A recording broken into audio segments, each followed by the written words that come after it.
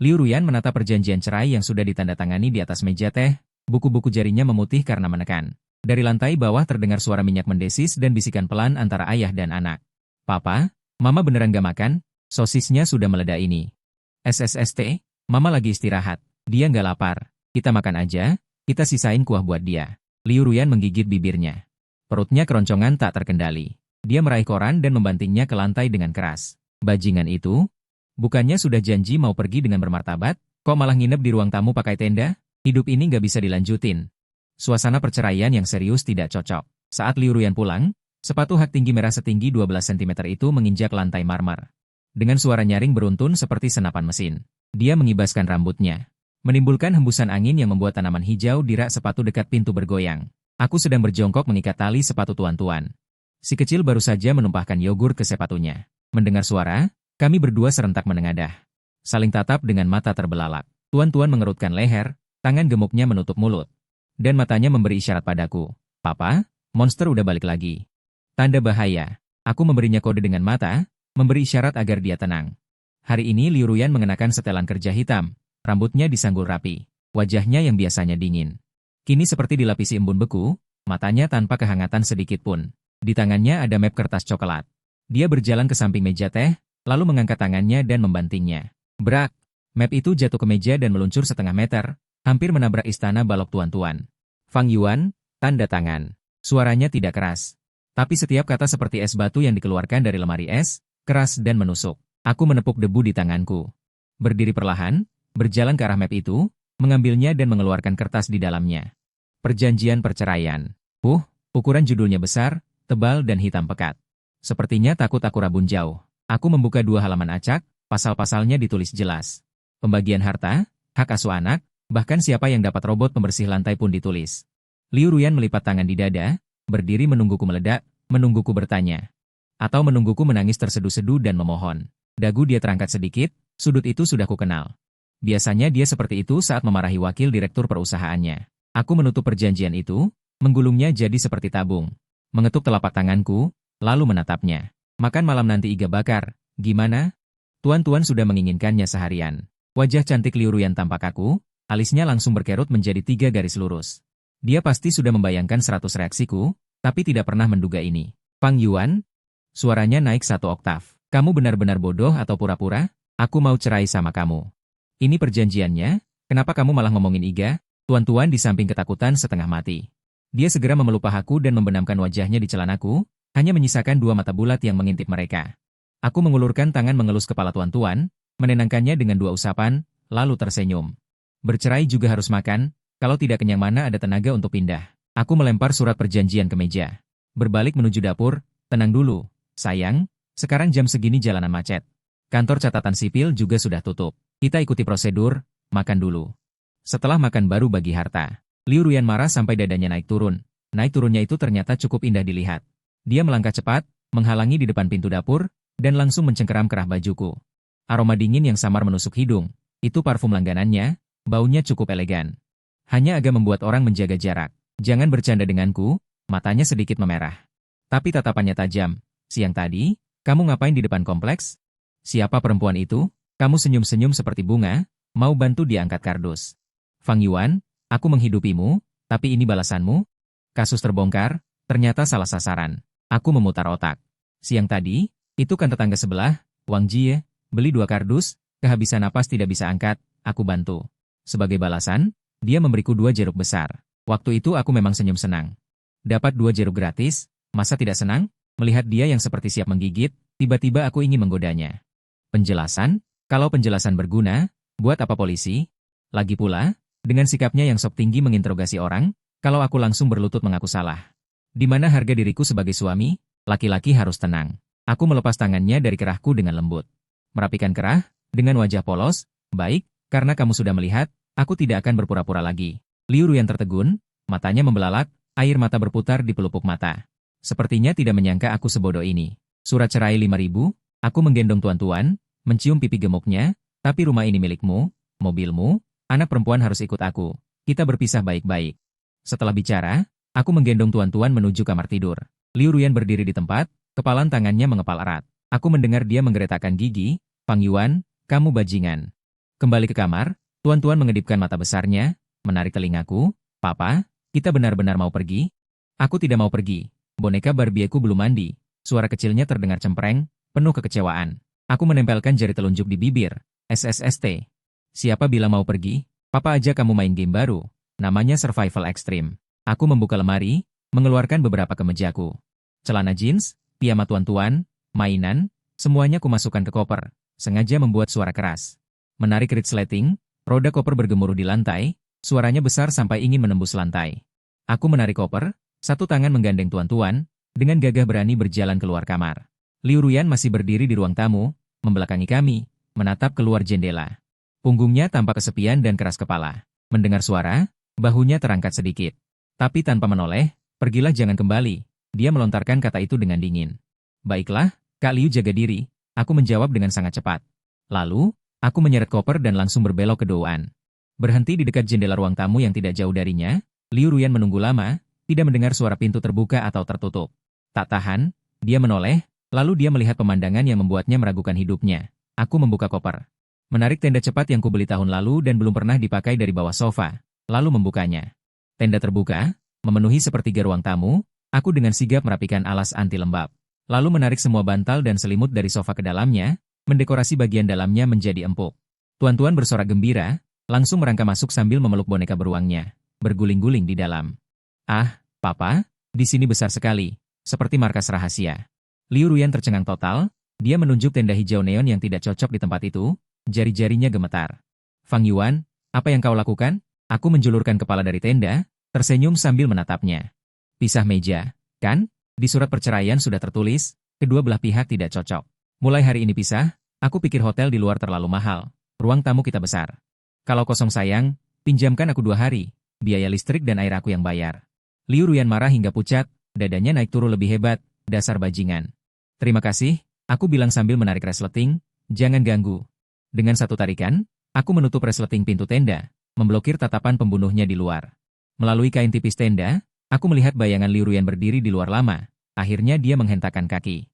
Sepatu hak tinggi menghentak keras, dia naik ke atas, lari. Pintu kamar tidur dibanting keras, tuan-tuan memeluk boneka beruang, mengedipkan mata bertanya padaku, Papa. Apa mama marah? Tidak apa, aku mengeluarkan ponsel dari saku. Membuka aplikasi pesan antar, mama sedang latihan pidato, kita pesan makanan enak. Jam 8 malam, lantai atas sunyi tanpa suara, aku tahu sifat Liu Ruyan. Semakin marah semakin tidak makan, kali ini pasti terbaring di tempat tidur, main HP. Perut keroncongan lapar, tapi masih mempertahankan gengsi, aku mematikan lampu ruang tamu. Hanya menyisakan lampu camping kuning hangat di dalam tenda, suasana langsung tercipta. Di meja ruang tamu penuh dengan makanan pesanan yang baru kuambil, satu kotak sosis panggang renyah berkilau, ditaburi jinten dan bubuk cabai. Satu porsi udang kecil pedas gaya Sichuan, merah menggiurkan, dan 2 gelas teh buah dengan lapisan keju krim tebal. Aroma ini, apalagi manusia, dewa pun akan lapar, aroma itu menyebar mengikuti AC. Melayang-layang naik ke lantai atas, tuan-tuan memegang sosis panggang di tangannya, mulut penuh minyak. Papa, ini enak banget, enak, kan? Aku sengaja meninggikan suara biar dia makan lebih banyak. Lagi pula mama gak makan, katanya ingin jaga badan, makanya aku bantu habiskan. Tuan-tuan sangat kooperatif, dengan suara manja bilang, kasihan mama, sosis anak ini gak bisa dimakan. Aku pasang telinga mendengar suara dari lantai atas. Benar saja, belum 2 menit, terdengar suara pintu terbuka di atas. Langkah kaki sangat pelan, sedikit ragu-ragu, berhenti di ujung tangga. Aku mengintip keluar melalui jaring tenda. Liu Ruyan mengenakan piyama sutra gelap, berdiri dengan tangan di pinggang di pagar lantai 2. Pura-pura melihat pemandangan, padahal matanya melirik ke arah meja teh. Tenggorokannya bergerak. Aku pura-pura tidak melihat, lalu memakai sarung tangan sekali pakai. Mengambil satu udang kecil, mencelupkan daging udang ke dalam kuah, memasukkannya ke mulut, dan menghela napas puas. Telur udang ini mantap.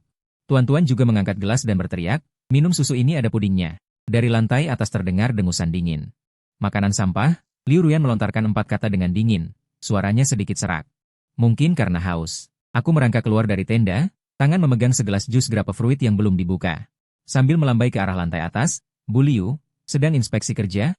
Segelas, tanpa gula, tidak apa-apa kok. Liu Ruyan menatap jus buah itu selama 3 detik, lalu menoleh dengan tiba-tiba. Nggak mau. Kamu pikir segelas minuman bisa menyogok saya? Dia berbalik hendak kembali ke kamar, berjalan 2 langkah lalu berhenti. Dengan membelakangi aku, dia berkata, Nak, malam ini tidak boleh makan terlalu banyak pedas, tidak baik untuk perut. Siap laksanakan. Aku tertawa setuju. Setelah mereka menutup pintu, aku bisa diam-diam mengambilnya saat dia tidur. Saya jamin tidak akan buka mata. Setelah itu, aku memindahkan barang-barang keluar tenda. Menutup resleting, lalu memeluk putriku dan pergi bercerita. Sekitar setengah jam kemudian, aku mendengar suara langkah kaki yang sangat pelan dari luar, seperti orang mencuri, lalu diikuti suara gesekan kantong plastik. Aku menahan tawa, membenamkan wajah di bantal, tertawa sampai kasur bergoyang. Wanita ini, mulutnya bilang tidak, tapi tubuhnya jujur sekali. Keesokan paginya, aku sedang membereskan sisa pesta di ruang tamu, tiba-tiba bel pintu berbunyi. Aku pakai celana pendek, rambut berantakan seperti sarang burung, lalu pergi membuka pintu. Pintu terbuka, wajah penuh semangat menyambutku. Ayo, Xiao Fang. Di rumah ya, itu adalah Wang Dajie dari sebelah, usia 40-an, baik hati, suaranya lebih keras dari speaker senam. Dia membawa nampan berisi otiao dan susu kedelai yang baru matang. Terima kasih banyak kemarin siang. 2 karton jeruk itu berat banget. Kalau bukan karena kamu bantu aku bawa ke lift, pinggang tua ini pasti sudah patah. Wang Dajie sambil bicara, menjulurkan kepala ke dalam rumah. Loh, ini kenapa? Kok di ruang tamu ada tenda? Glamping indoor? Kalian anak muda memang kreatif. Aku baru mau bicara, terdengar suara langkah kaki keras dari tangga. Liu Ruyan turun. Hari ini dia mengenakan gaun putih bersih, rambut tergerai, terlihat lebih lembut. Tapi raut wajahnya masih kurang bagus. Melihat Wang Dajie, dia tertegun sejenak. Iya, Xiao Liu juga di rumah. Wang Dajie melambai sambil tersenyum. Cepat, cepat, Dajie baru saja menggoreng cakwe, bebas pengawet. Sehat, kemarin berkat Mas Fang kecilmu yang bantu pindahkan barang-barangku. Dia berkeringat deras, aku jadi sungkan. Langkah Liu Ruyan terhenti saat mendekat. Dia menatap Wang Dajie, lalu menatapku, matanya sekilas menunjukkan keterkejutan. Pindahkan barang, ulangnya tanpa sadar. Iya, Wang Dajie menepuk pahanya, di titik pengiriman depan pintu tadi. Aku beli 2 kardus jeruk, lagi bingung angkatnya, ketemu Xia Fang turun beli rokok. Aduh, Xiao Liu, suamimu ini benar-benar baik, tahu kerja, suka tersenyum, siapapun yang menikahinya pasti beruntung. Mulut Wang Dajie ini benar-benar jago bantu. Aku juga di ambang pintu, setengah tersenyum menatap Liu Ruyan. Wajah Liu Ruyan langsung memerah, dari telinga sampai leher. Dia jelas teringat amarahnya kemarin yang tidak masuk akal, dan pertanyaan, siapa perempuan itu? Ternyata rubah betina itu adalah Wang Dajie yang berusia 50 tahun. Suasana jadi canggung. Wang Dajie juga orang yang peka. Melihat suasana tidak enak, dia meletakkan piring dan kabur. Ini, makan selagi hangat, kompornya mati di rumahku, aku pergi dulu. Pintu tertutup. Di ruang tamu hanya tinggal aku, Liu Ruyan, dan sepiring cakwe yang masih mengepul. Aku bersiul, mengambil 1 cakwe dan menggigitnya. Enak banget. Kemarin ada yang bilang aku tersenyum seperti bunga sama perempuan lain. Ternyata cemburu sama Wang Dajie. Liu Ruyan berdiri di situ, jari-jarinya memilin ujung rok. Matanya menghindar, tidak berani menatapku. Bibirnya bergerak. Sepertinya ingin mengatakan sesuatu, tapi rasa gengsinya membuatnya tidak bisa menurunkan egonya untuk minta maaf. Akhirnya, dia berkata, cakwe terlalu berminyak, aku tidak mau. Dia berbalik hendak pergi. Berhenti, teriakku. Punggungnya menegang, dia berhenti. Kesalahpahaman sudah selesai, surat ceritanya harus dirobek, kan? Tanyaku. Liu Ruyan menoleh, matanya bercampur malu dan marah. Siapa bilang kesalahpahaman selesai? Kamu keterlaluan, berantakin ruang tamu. Urusan ini belum selesai. Setelah itu, seperti melarikan diri. Dia berlari cepat ke lantai atas dengan sendal jepit. Aku memilih cakwe, menatap punggungnya yang panik, dalam hati puas. Dasar, muka merah kayak gitu masih keras kepala. Permainan ini makin seru. Liu Ruyan memang keras kepala. Tapi kondisi fisiknya tidak bisa bohong. Akhir pekan ini dia tidak pergi ke kantor lembur, malah begadang di lantai atas. Aku terus berkemah di ruang tamu bersama tuan-tuan. Kami letakkan tablet di tenda, putar film kartun. Ayah dan anak tertawa terpingkal-pingkal. Siang hari aku masak 1 panci jjigae tentara, kimchi, spam, mishin, kue beras keju, bergelembung-gelembung. Aroma pedas dan gurih memenuhi seluruh rumah. Aku sengaja tidak memanggil Liu Ruyan. Tuan-tuan makan dengan mulut penuh minyak merah. Tiba-tiba meletakkan sumpit, mendekat misterius ke telingaku. Papa, tadi aku ke toilet. Lihat Mama. Dia ngapain? Aku tadi ngelap mulut tuan-tuan. Mama bersembunyi di kamar, diam-diam makan kue biskuit kecil yang aku simpan di lemari samping tempat tidur. Tuan-tuan kelihatan girang banget kayak ketahuan basah. Makannya cepet banget, kayak hamster, remah-remahnya berantakan di spray. Aku nggak tahan, ketawa kecil. Kebayang gimana biasanya Nyonya Liu minum kopi pakai cangkir porselen, sekarang bersembunyi di selimut sambil ngemil kue. Imut banget. Terus, apa Mama tahu kamu lihat? Tanyaku. Tahu, kata tuan-tuan sambil mengangguk. Wajahnya langsung merah. Dia malah ngancam, bilang jangan bilang siapa-siapa. Kalau enggak, uang jajanku bakal dipotong. Terus kenapa kamu bilang sama papa? Soalnya papa masaknya enak, jawab tuan-tuan sambil menjilat habis-habisan. Dan papa nggak bakal potong uang jajan, malah beliin mainan baru. Dasar anak perempuan. Nggak salah, ini beneran anak kandung. Baru ngomong gitu, dari tangga kedengeran suara lagi. Liu Ruyan turun. Kali ini dia ganti baju olahraga. Kayaknya mau keluar. Dia lewat meja makan tanpa menoleh, matanya sekilas melirik panci di atas kompor. Tenggorokannya bergerak sedikit. Aku mau lari, katanya singkat dan kaku. Aku lihat keluar, matahari di tengah hari, suhu 30-an derajat. Lari. Ini mau nanam pohon, ya? Bawa ini. Dari atas meja aku ambil sebotol minuman olahraga dingin. Tepat aku lempar ke dia. Liu Ruyan refleks menangkap, sedikit tertegun. Masih ada tetesan air di botolnya. Sensasi dingin bikin dia menarik tangan di musim panas yang gerah ini. Jangan salah sangka, aku tadi makan sepotong daging burger. Aku cuma khawatir kamu pingsan di jalan. Nanti orang-orang kira aku suami yang kejam. Meskipun kita lagi pisah ranjang. Tapi urusan penampilan tetap harus dijaga, kan? Liu Ruyan menggenggam botolnya, menatapku yang tampak santai dan kurang ajar. Sorot matanya yang sedingin es sepertinya sedikit mencair. Dia nggak bilang makasih, tapi juga nggak membuang airnya balik. Nanti malam jangan makan yang terlalu berminyak. Setelah meninggalkan kalimat aneh itu, dia berbalik dan keluar. Aku lihat pintu yang tertutup, sudut mulutku naik tak terkendali. Maksudnya, dia mau pulang buat makan malam? Oke, Nyonya Liu. Cara turun panggungnya cukup tersembunyi. Kalau gitu, nanti malah masak yang ringan-ringan aja. Nasi seafood, sawi putih, plus timun acar. Mantap. Jam 2:30 pagi, ruang tamu sunyi hanya terdengar suara dengung kompresor kulkas. Aku berbaring di tenda, di bawahku ada alas kasur tiup setebal 3 senti. Enak sih enak. Tapi agak panas. Tuan-tuan tidurnya kayak babi kecil. Satu kaki melintang di perutku. Mulutnya masih mengunyah, kayaknya mimpi makan sosis bakar. Aku geser perlahan kakinya. Terus miring. Tiba-tiba, dari arah tangga terdengar suara yang sangat pelan. Nah, itu suara lantai kayu yang tertekan. Aku langsung membuka mata, menahan napas. Jam segini, selain maling, hanya Tuan Liu yang santai itu. Aku tidak bergerak, mengintip keluar melalui jaring anti nyamuk hitam di tenda, diterangi cahaya bulan. Sosok hitam merayap turun dari tangga, tidak menyalakan lampu. Jalannya sangat lambat, berhenti setiap langkah, berjingkat, jari-jari kaki mencengkeram lantai. Tidak bersuara sama sekali, anggun seperti kucing hitam, targetnya jelas ke dapur. Aku melihatnya sengaja berhenti saat melewati tenda. Membungkuk, mata menempel di jaring, melongok ke dalam. Aku cepat memejamkan mata, mengatur napas agar lebih berat, bahkan sengaja mendengkur kecil. Dia tegak, sepertinya lega, langkahnya menjadi lebih ringan, masuk ke dapur. Selanjutnya serangkaian suara yang menggelikan, suara pintu kulkas dibuka, bunyi botol kaca berbenturan. Juga suara plastik disobek. Aku menghitung dalam hati. 3, 2, 1. SSST, itu suara ring tarikan kaleng minuman bersoda, gas keluar dengan cepat. Minuman kola kesayanganku yang biasanya paling dalam di lemari es telah dikorbankan. Liu Ruyan, wanita ini, biasanya minum air saja cek pH dulu. Hari ini malah berani sama minuman bersoda. Aku diam-diam mengeluarkan ponsel, menurunkan kecerahan layar ke minimum.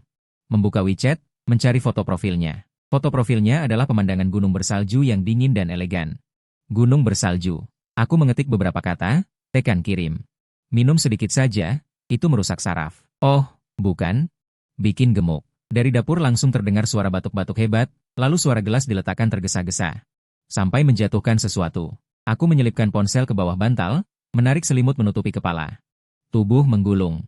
Beberapa detik kemudian, langkah kaki cepat berlari ke pintu tenda. Mas, Liu Ruyan merendahkan suaranya, tapi penuh dengan kekesalan. Pura-pura tidur ya, keluar. Aku terus mendengkur. Kali ini lebih keras, bahkan sedikit berirama. Dia menendang pinggiran kasur angin. Lembut, tidak bertenaga. Baiklah. Kamu hebat, gerutunya. Tunggu saja. Langkah kaki menjauh, naik ke atas. Keesokan paginya.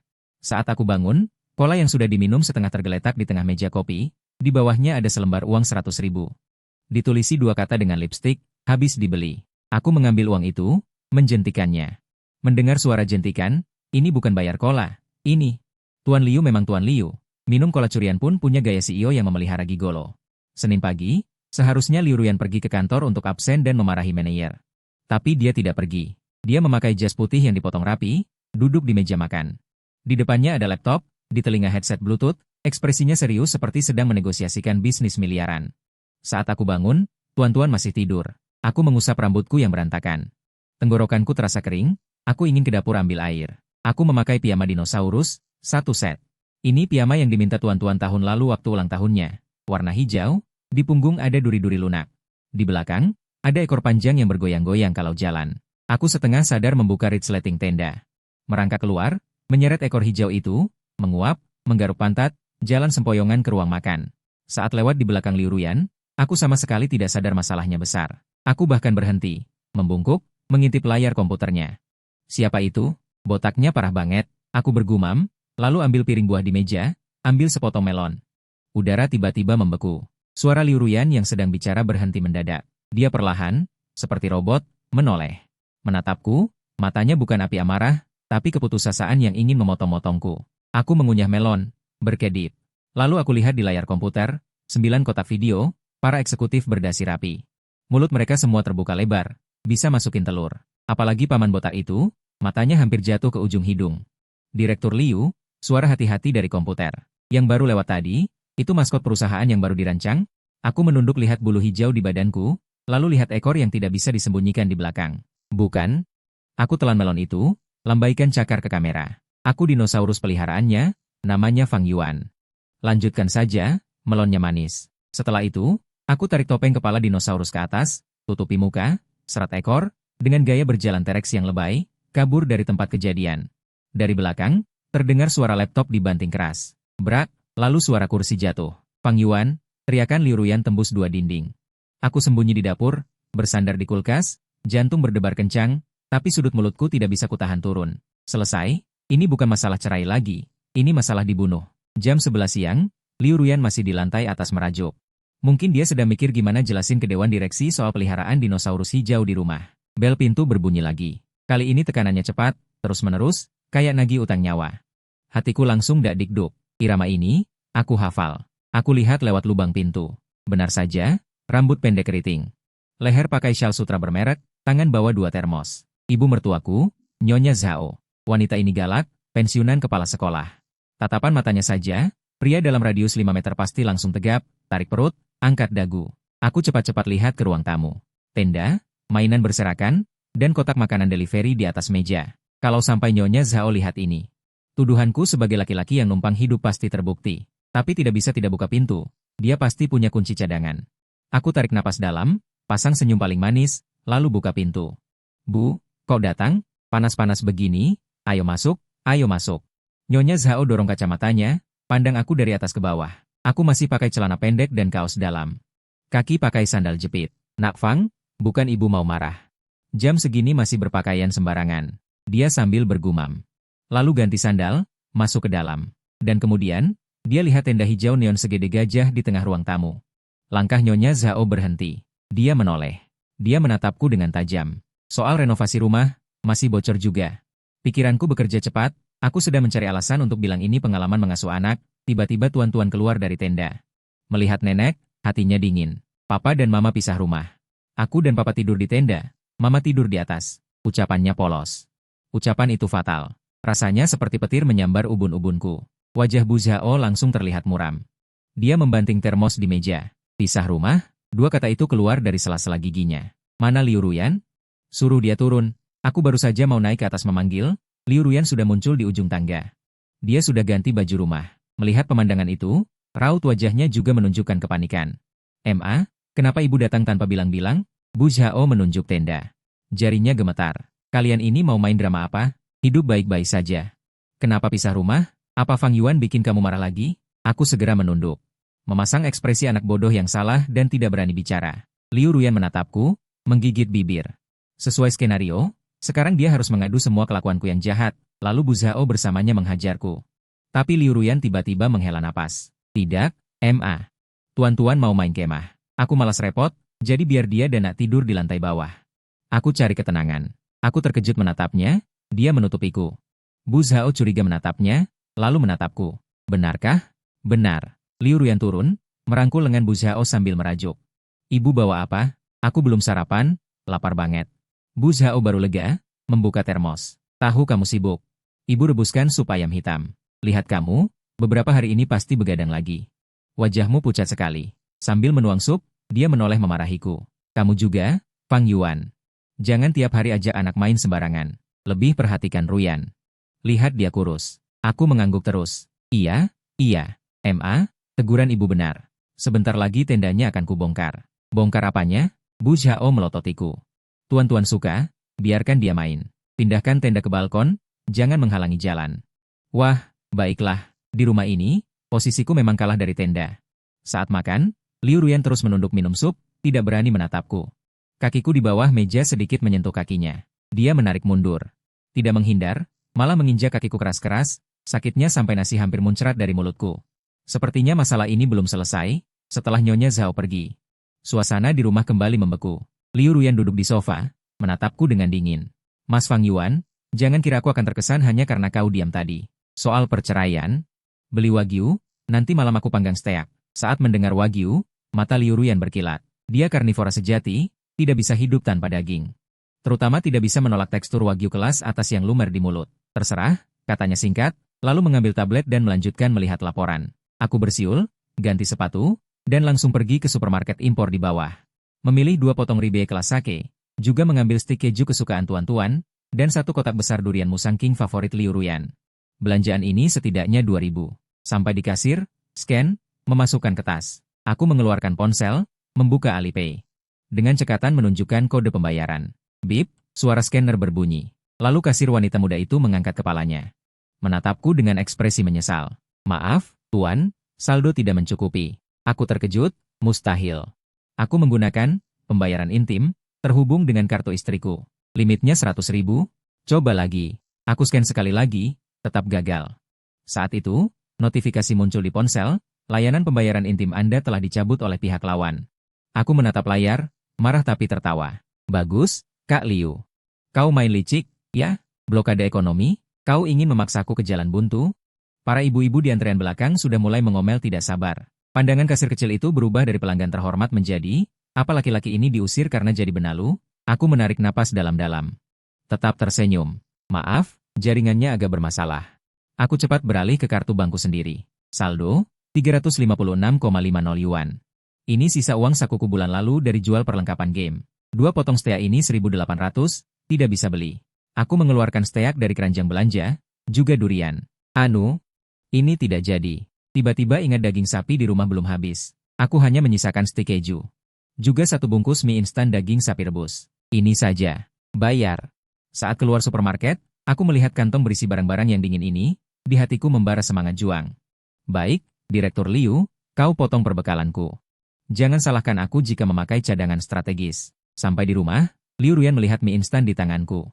Sudut bibirnya membentuk senyum kemenangan. Mana sapi? Tanyanya pura-pura. Sapinya masih berjemur di Jepang, tidak tega disembelih. Aku meletakkan mie instan di meja. Duduk lesehan di bantal lantai. Malam ini makan ini. Sekali gigit, manis. Liu Ruyan mengangkat alis. Aku tidak mau. Aku sudah pesan bubur seafood, sebentar sampai. Ini benar-benar pamer kekayaan. Aku tidak peduli, menarik tuan-tuan ke samping. Berkata dengan misterius, Nak, mau makan Haagen-Dazs? Mata tuan-tuan berbinar. Mengangguk dengan keras. Kita harus pergi berburu harta karun. Aku membawa tuan-tuan ke area mainan. Ini bank Swissku. Aku mengambil model Ultraman setinggi setengah meter. Ini edisi terbatas. Liu Ruyan mengira itu hanya mainan plastik, tidak pernah meliriknya. Aku dengan cekatan membuka kepala Ultraman. Dengan bunyi klik, dari leher Ultraman yang kosong, aku menjepit gulungan uang merah dengan pinset. 5 lembar, 500. Tuan-tuan terpana, mulut kecilnya membentuk huruf O. Papa, Ultraman melahirkan. Yang dilahirkan uang. Aku buru-buru menutup mulutnya. Ini sulap papa. Jangan bilang mama. Nanti papa belikan es krim terbesar untukmu. Tuan-tuan mengangguk kuat, matanya penuh kekaguman pada uang. Aku mengambil mobil remote control. Membuka tempat baterai, di antara 2 baterai AA terselip 2 lembar uang 50 yang dilipat kecil. Sedikit demi sedikit menjadi banyak. Aku membongkar seluruh lemari mainan. Di resleting boneka beruang. Di ruang bawah tanah kastil Lego, bahkan di panci mini mainan masak-masakan tuan-tuan. Semuanya menyembunyikan keringatku. Setengah jam kemudian, di tanganku segenggam uang tunai tebal. Hitungan kasar, lebih dari 3.000. Ini semua tabunganku selama 2 tahun. Aku memasukkan uang ke saku, menggandeng tangan tuan-tuan. Menegakkan punggung, berjalan ke depan Liu Ruyan. Dia sedang memakan bubur sarang burung walet yang diantar. Melihat penampilanku yang seperti orang kaya baru, dia tertegun. Ayo. Nak, kataku keras, hari ini papa ajak kamu makan besar. Makan prasmanan seafood, kita tidak usah ajak mama, biarkan dia minum bubur. Liu Ruyan meletakkan sendok, menatapku curiga. Kamu dapat uang dari mana? Aku menepuk saku celana yang bongsor, tersenyum puas. Pria harus punya rahasia. Direktur Liu, Meskipun kamu membekukan danaku, kamu tidak bisa membekukan jiwa seorang pria yang ingin makan daging. Liu Ruyan menyipitkan mata, pandangannya perlahan beralih ke kepala Ultraman yang miring ke samping. Dia sepertinya mengerti sesuatu. Baik, dia mengangguk. Sudut bibirnya melengkung membentuk senyum berbahaya. Pergi makan, habiskan sampai bersih. Aku merinding dengan senyumnya, merasa setelah pulang nanti, Ban Swisku mungkin akan mengalami pembongkaran besar. Tapi sudahlah, hari ini ada anggur, hari ini mabuk. Pertama, ajak putriku makan prasmanan sampai bangkrut. Aku memangku tuan-tuan di pundak, melangkah besar keluar pintu. Di belakang, Liu Ruyan mengambil Ultraman itu, menggoyangkannya pelan. Makan prasmanan itu benar-benar seperti angin menyapu sisa awan. Aku dan tuan-tuan masuk sambil berpegangan tembok. Keluar juga sambil berpegangan tembok. Sampai rumah sudah jam 9 lebih. Pintu didorong. Di dalam rumah lampu besar tidak dinyalakan, hanya beberapa lampu dinding yang menyala. Cahaya redup, suasananya agak menekan. Liu Ruyan duduk di sofa, gelas anggur merah setengah penuh bergoyang di tangannya. Di atas meja kopi ada ponselnya, layar menyala. Melihat kami masuk, dia tidak bicara, hanya mengangguk ke arah meja kopi. Tuan-tuan, sikat gigi dan cuci muka dulu, papa dan mama mau bicara sebentar. Aku menepuk pantat putriku, menyuruhnya masuk ke kamar mandi. Setelah suara air di kamar mandi terdengar, aku berjalan perlahan ke sofa, duduk, dan bersendawa dengan aroma seafood. Ada apa? Xiao Liu, mau menginterogasi tahanan lagi? Liu Ruyan mendorong ponsel ke depanku. Lihat sendiri. Aku menunduk dan melihat. Di layar ada foto. Latar belakangnya adalah lobi hotel mewah. Seorang pria sedang menggandeng seorang wanita seksi di pintu lift. Wajah samping pria itu, pakaiannya, bahkan cara jalannya yang sedikit terbuka, semuanya persis seperti aku. Pantasan dia marah besar. Kalau aku lihat foto ini, aku juga akan ambil parang. Jelaskan. Liu Ruyan menyeruput anggur, suaranya pelan. Tapi terdengar seperti menahan ledakan. Aku menatap foto selama 3 detik, lalu tertawa. Aku mengulurkan tangan untuk memperbesar foto, menunjuk pergelangan tangan pria itu. Xiao Liu. Biasanya kamu jago cari celah di kontrak, kenapa di sini jadi buta? Liu Ruyan mengerutkan kening. Kamu bilang siapa yang buta? Lihat, jam tangan apa yang dipakai pria itu di layar? Itu Rolex Submariner hijau. Kamu pikir aku mampu beli? Semua harta kekayaanku baru saja masuk perut. Aku menyingsingkan lengan baju, menunjukkan gelang olahraga yang catnya terkelupas di pergelangan tanganku. Liu Ruyan tertegun, mendekat untuk melihat. Lalu aku menunjuk pinggang wanita itu. Lihat tangan ini, tangan di pinggang itu, di sini ibu jarinya.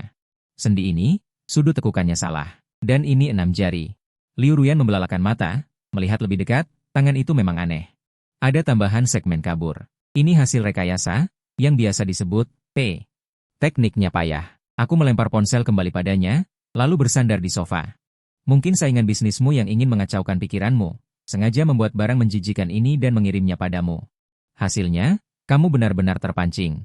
Liu Ruyan memegang ponsel, wajahnya merah putih bergantian.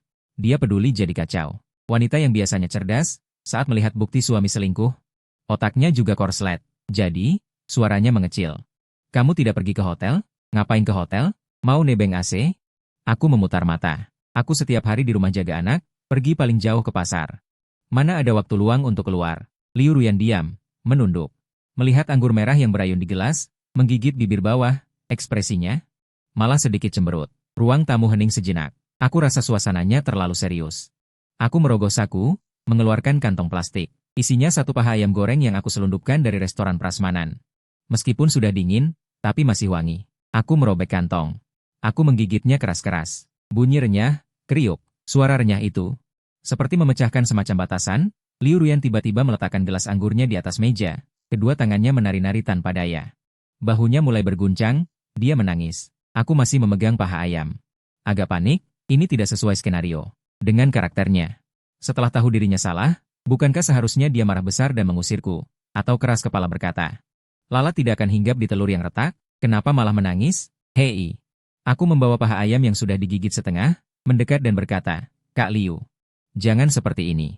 Aku sudah difitnah selama 3 hari, tidur di lantai 3 malam. Aku saja tidak menangis, kenapa kakak menangis? Liu Ruyan tidak menghiraukanku. Air mata mengalir di sela-sela jarinya. Akhir-akhir ini aku sangat tertekan, katanya sambil terisak. Terputus-putus. Proyek baru perusahaan terus macet, para direktur tua setiap hari menyuruhku pulang. Dan aku menerima foto seperti ini. Aku pikir kamu juga sudah mengkhianatiku, ternyata hanya salah paham. Benar juga, dia baru berusia 27 tahun, harus memikul perusahaan sebesar ini. Orang di luar memanggilnya iblis wanita, siapa sangka di rumah dia juga bersembunyi di balik selimut sambil makan biskuit beruang kecil. Aku menghela napas, menggeser pantat, duduk di sampingnya. Ingin memeluknya, tapi tangan penuh minyak. Ingin mengusap air matanya, tapi tidak ada tisu. Akhirnya aku hanya bisa menyenggolnya dengan siku. Sudahlah, jangan menangis. Bukankah kau masih punya aku? Meskipun aku tidak punya uang atau kekuasaan, tapi aku bisa makan. Nanti kalau ada yang mengganggumu, aku akan pergi menghabiskan persediaan beras di rumahnya. Liu Ruyan tertawa terbahak-bahak mendengar leluconku yang buruk itu. Sambil tertawa, dia buru-buru mengambil tisu untuk membersihkan muka. Matanya merah menatapku. Kamu tahu cuma makan, katanya sambil melihat paha ayam berminyak di tanganku. Tenggorokannya bergerak. Berikan padaku. Apa? Aku menarik paha ayam ke dadaku. Ini camilan malamku. Berikan, dia langsung merebutnya. Aduh, aduh, aduh. Ini sudah digigit, ada air liurnya. Aku tidak risih.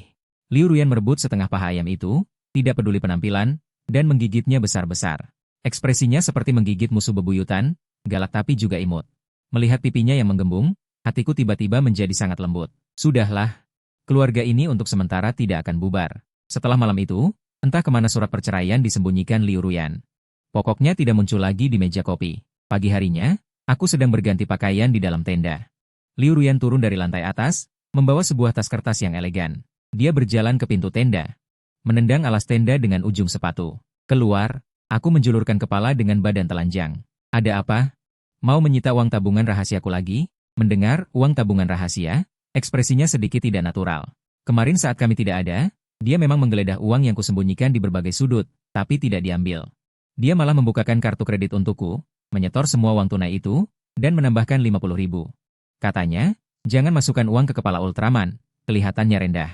Saat itu, dia melemparkan kantong kertas padaku, hari ini perusahaan ada klien penting. Kamu datang ke sini. Aku buka tasnya, lihat, wah, satu set jas santai high-end, potongannya rapi, disentuh saja tahu tidak murah. Menyuruhku ke perusahaan, aku agak kaget, buat apa? Jadi pajangan ya? Liu Ruyan menoleh, pura-pura merapikan anting. Sekretaris bilang, rapat video kemarin, para eksekutif penasaran padamu. Mereka bilang aku memelihara seniman. Unik, di rumah pakai kostum dinosaurus cari inspirasi. Aku lihat telinganya yang merah. Aku tersenyum. Seniman apa? Bukankah ini mau bawa aku untuk menunjukkan status sekaligus klarifikasi bahwa aku tidak gila? Baik, aku peluk baju. Nyonya besar punya perintah, aku tidak berani tidak patuh. Tapi tenda ini nanti malam dibongkar, dia bilang cepat. Lalu menambahkan, Nak bilang lantainya keras, tidur sakit pinggang. Aku lihat Nak yang sedang lompat-lompat di sofa. Nak, hebat kamu menyalahkan. Jam 12 siang, aku pakai jas baru itu, rambut juga disisir, bawa termos. Muncul di resepsionis perusahaan Liu Ruyan. Gadis resepsionis melihatku, matanya membelalak. Bukan karena aku ganteng, tapi karena dia mengenaliku. Dia gagap, mau bilang, Tuan Dinosaurus, tapi tidak berani. Aku cari Bu Liu. Aku tersenyum dalam, antar makanan. Lancar sampai ke kantor direktur. Area kerja di luar. Puluhan mata menatapku, berbisik-bisik. Ini suami Bu Liu. Kelihatan normal, lumayan ganteng. Katanya seniman performance art. Master pasti punya keanehan. Aku tegakkan dada, pertahankan senyum misterius Master. Dorong pintu kantor. Di kantor tidak hanya Liu Ruyan sendiri, ada juga pria. Muda, tinggi, kurus. Pakai kemeja ketat, bukaan kancing ketiga, terlihat dada putih. Sedang membungkuk, bertumpu di meja Liu Ruyan, diam yang salah.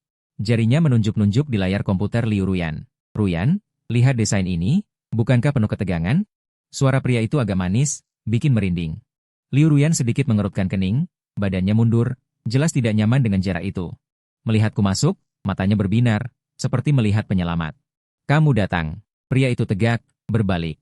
Menatapku dari atas ke bawah, matanya sedikit sinis. Ini suamiku, Fang Yuan. Liu Ruyan memperkenalkan, nadanya sedikit bangga yang tidak dia sadari. Oh, pria itu memanjangkan nada.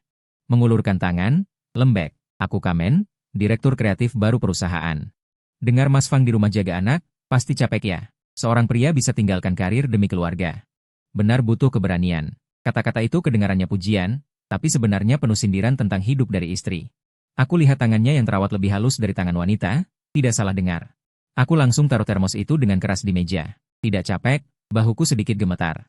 Jelas-jelas menahan tawa. Kamen ini benar-benar kurang peka. Setelah ku balas, bukannya pergi, dia malah semakin bersemangat. Dia ambil satu dokumen di meja, lalu mendekat ke Liu Ruyan. Ruyan, malam ini ada jamuan mode, penyelenggara khusus undang kita. Aku tahu satu studio styling yang bagus. Sore aku antar kamu. Panggil begitu akrab, apalagi jamuan. Aku buka termos, Aroma sup ayam hitam ginseng Amerika yang kaya menyebar, langsung menutupi bau parfum murahan Kamen yang menyengat. Jamuannya, sambil menuang sup, aku berkata dengan santai, sayang sekali, malam ini tuan-tuan ada kegiatan orang tua di TK. Guru minta mama ikut. Pak Liu, kamu pilih Ruyan? Atau pilih Putri? Liu Ruyan terkejut, kegiatan orang tua dari mana? Dia lihat aku. Aku kedipkan mata padanya. Dia mengerti. Benar, katanya. Liu Ruyan tepuk kening, aku sibuk sampai lupa. Maaf ya, Kamen. Malam ini aku harus temani anak. Ruyan, kamu wakili perusahaan pergi. Ekspresi Kamen seperti menelan lalat. Tapi penyelenggara khusus mengundang. Tidak ada tapi. Aku berikan sup ke Liu Ruyan. Sayang, minum selagi hangat. Ini aku rebus 3 jam. Buat nambah vitalitas, khusus untuk mengusir berbagai gangguan norak. Setengah kalimat terakhir aku ucapkan sambil lihat Kamen. Liu Ruyan terima sup. Dia minum seteguk, matanya menyipit, enak. Kamen berdiri di situ, tidak pergi, tidak tinggal. Akhirnya dia cuma bisa senyum canggung. Kalau begitu aku keluar dulu. Begitu dia pergi. Pintu kantor tertutup. Liu Ruyan taruh mangkuk sup, lalu lihat aku dengan senyum aneh. Kegiatan orang tua, Pang Yuan, kamu makin jago bohong. Aku tarik kursi, duduk di hadapannya, silangkan kaki. Cemburu? Omong kosong, mana mungkin aku cemburu pada wanita genit, kataku keras kepala. Aku takut parfumnya bikin kamu pingsan, nanti dihitung kecelakaan kerja. Liu Ruyan menunduk, lanjut minum sup. Rambut panjang menutupi wajahnya. Tapi aku lihat ujung telinganya merah sekali. Beberapa saat kemudian, dia tiba-tiba berkata pelan. Malam ini benar tidak ada kegiatan? Tidak. Kalau begitu kita nonton film saja. Aku melongo. Nonton film? Ini kencan? Sejak setelah menikah, kami berdua hampir tidak pernah pergi berdua saja. Hatiku benar-benar bersemangat. Di permukaan, aku harus pura-pura tenang. Baiklah, karena Direktur Liu mengundang. Aku terpaksa menerimanya. Meskipun sudah janjian nonton film malam nanti, tapi sebelum sore mengantar tuan-tuan ke rumah neneknya. Si kecil ini ngotot minta pergi ke taman rakyat lihat angsa. Mau bagaimana lagi? Liu Ruyan pulang ganti baju dan dandan. Aku hanya bisa bawa putriku jalan-jalan di taman dulu. Taman rakyat hari Sabtu, ramai sekali. Gemuruh sorak-sorai, apalagi di pojok jodoh, para kakek nenek mengangkat papan. Tatapan mata lebih tajam dari radar, memindai setiap pemuda-pemudi yang lewat. Aku gandeng tuan-tuan mau memutar. Tapi tuan-tuan menunjuk kertas yang ditempel di pohon, dengan suara cadel membaca, Mil Yang Yuan, punya rumah punya mobil. Lembut dan perhatian, Papa, ini kan kamu? Aku jadi gemas. Aku berjongkok menggodanya. Iya, bagaimana kalau Papa juga tulis satu dan gantung, cari mama baru buat kamu? Tidak mau? Tuan-tuan geleng-geleng kepala seperti kincir. Mama baru pasti suka pukul pantat. Walaupun mama galak, tapi beliin mainan. Kalau gitu, kita lihat-lihat aja. Nggak beli. Daripada nganggur, aku gendong tuan-tuan mendekat ke kerumunan nonton ramai. Sedang asyik nonton, seorang tante dengan lengan merah mengincarku. Nak, umur berapa? Kamu kelihatan cakep, ini bawa anak, janda cerai? Aku baru mau jelaskan, tiba-tiba dapat ide. Iya tante, aku 28 tahun, cerai, bawa anak perempuan, keluar rumah tanpa harta, sekarang tinggal di tenda, cari perempuan yang bisa jadi tumpuan, cari kakak yang ekonomi bagus, mau menampung kami berdua saja. Perutku jelek, cuma bisa makan nasi lunak. Sekeliling para kakek nenek langsung hening, lalu meledak dengan tunjuk-tunjuk. Aduh, lihat orangnya kelihatan rapi, ternyata laki pemakan nasi lunak. Muda-muda tidak belajar baik, malah tinggal di tenda. Ceh. Aku sedang asyik akting, tiba-tiba punggungku terasa dingin, aura pembunuh familiar, campur aroma parfum mewah. Semakin dekat, Pang Yuan, dua kata itu seperti mengandung butiran es. Aku menoleh, Liu Ruyan entah sudah datang sejak kapan. Dia jelas berdandan rapi. Mengenakan gaun panjang hitam tali, luar dipadukan mantel krem, rambut bergelombang besar terurai di pundak. Warna lipstik merah berwibawa. Meskipun tangannya tidak membawa pisau, tapi tatapannya lebih tajam dari pisau. Cari tumpuan perempuan, perut jelek, dia berjalan dengan high heels, langkah demi langkah mendekat. Para kakek nenek di sekeliling otomatis memberi jalan. Aura ini terlalu kuat. Direktur Liu, kamu kok datang? Bukannya janjian di bioskop? Aku gendong tuan-tuan, mundur taktis. Liu Ruyan berjalan ke depanku, mengulurkan tangan dan mencubit pinggangku keras-keras. Kalau aku tidak datang, apa kamu mau gantung diri di pohon untuk jual diri? Dia menoleh, menatap tante lengan merah itu, wajahnya langsung memasang senyum palsu profesional. Tante, maaf. Ini suami saya. Otaknya sedikit bermasalah, suka akting. Baru dijemput dari rumah sakit jiwa, tidak diawasi. Begitu tante dengar rumah sakit jiwa, kaget mundur 3 langkah. Aduh, kasihan.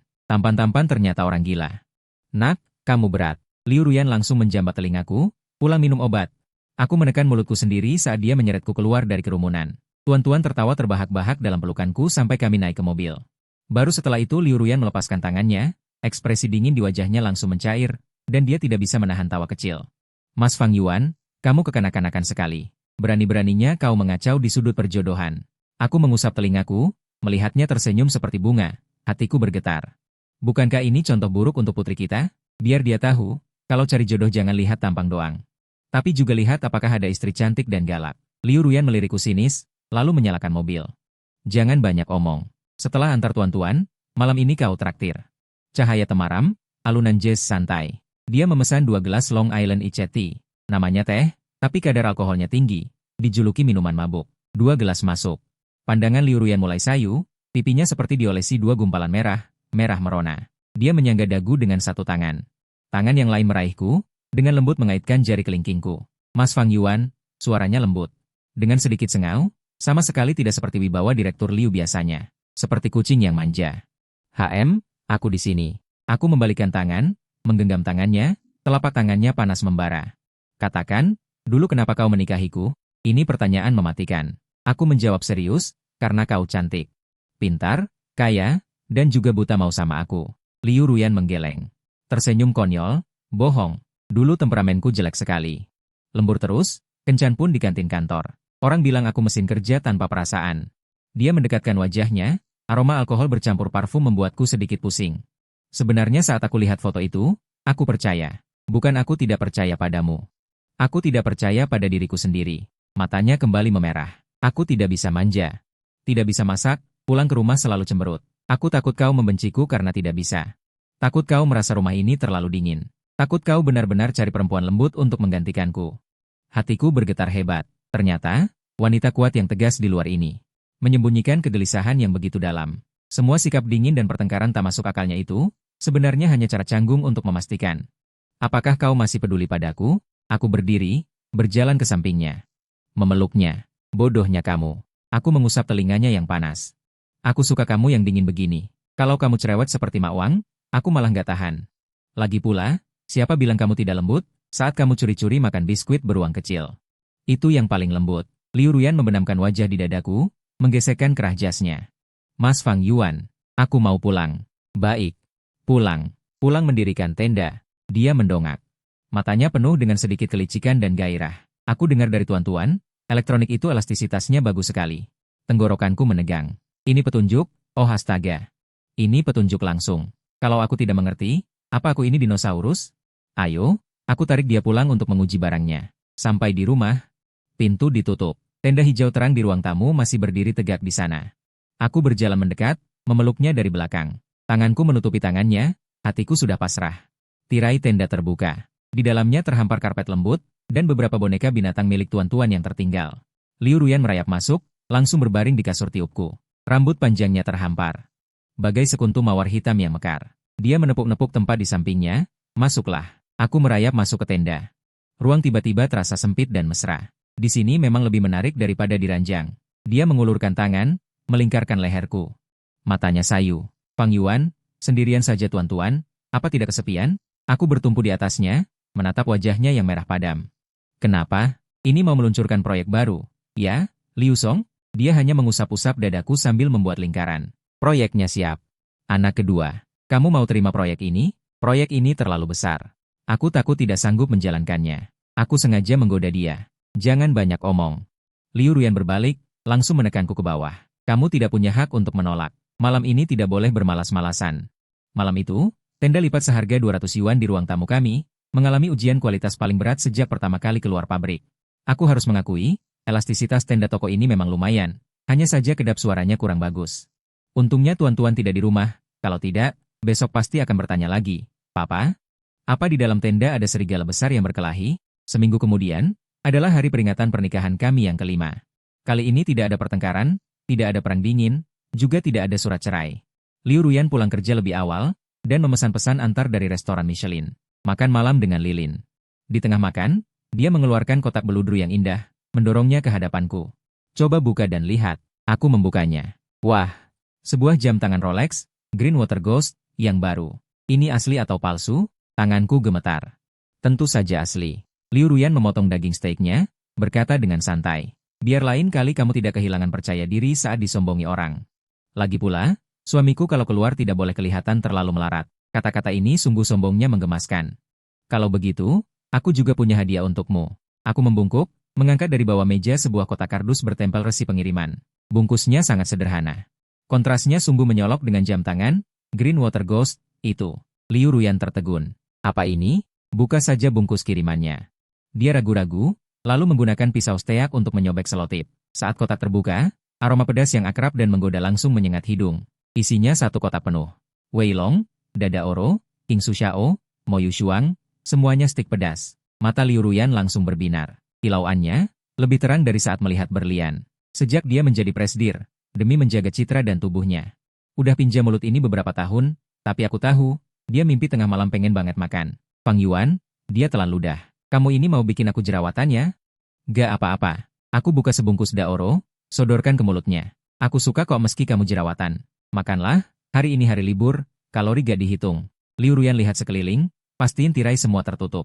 Lalu dia gigit mie pedas itu, tutup mata, muka penuh kenikmatan. Enak banget Hicks. Malam itu, CEO wanita dengan aset miliaran. Bawa perhiasan senilai jutaan, duduk di rumah mewah, rebutan sama aku sebungkus terakhir menyusuang. Rebutan tanpa malu-malu. Ini baru namanya hidup, akhir pekan cerah lainnya. Tenda di ruang tamu akhirnya dibongkar, kembali luas, tapi tenang, mustahil. Fang Yuan, popok tuan-tuan kamu taruh di mana? Bukankah udah pakai popok? Dia barusan ketawa terlalu keras, ngompol celana. Cepetan, ambil pel. Aku pegang pel, kayak petugas pemadam kebakaran lari ke ruang tamu. Lihat tuan-tuan berdiri di tengah lantai, muka polos lihat celana yang basah. Liu Ruyan lagi jongkok di lantai. Sambil lep kakinya, sambil ngomelin, tapi ujung bibirnya tersenyum. Papa, Mama bilang di perutnya ada bayi kecil. Beneran? Tuan-tuan tiba-tiba ngeluarin berita bom. Kakiku selip, hampir jatuh jungkir balik. Hah? Aku tatap perut datar Liu Ruyan. Cepat amat, efek tenda seampuh itu? Liu Ruyan muka merah, lempar bantal ke arahku. Pikiran kamu apa sih? Aku bilang persiapan, rencana. Belum hamil. Surat perjanjian cerai dulu masih disimpan. Meski udah kusut, tapi gak pernah dibuang. Dia ambil, robek-robek jadi beberapa bagian. Fang Yuan. Ya, siang ini makan iga rebus kecap ya. Siap. Banyak gula, sedikit garam. Tahu selera kamu. Sinar matahari menyinari ruang tamu, debu halus melayang di udara. Tuan-tuan udah ganti celana. Mulai naik kuda mainannya keliling rumah. Liu Ruyan bersandar di sofa, lihat aku sambil tersenyum kecil. Matanya lembut bagaikan air. Kupikir, mungkin inilah hari-hari yang aku inginkan. Tanpa gempa bumi dan langit runtuh, tanpa drama keluarga kaya, cuma ada kekacauan kecil. Dan di balik kekacauan itu, ada kebahagiaan kecil yang berkilau.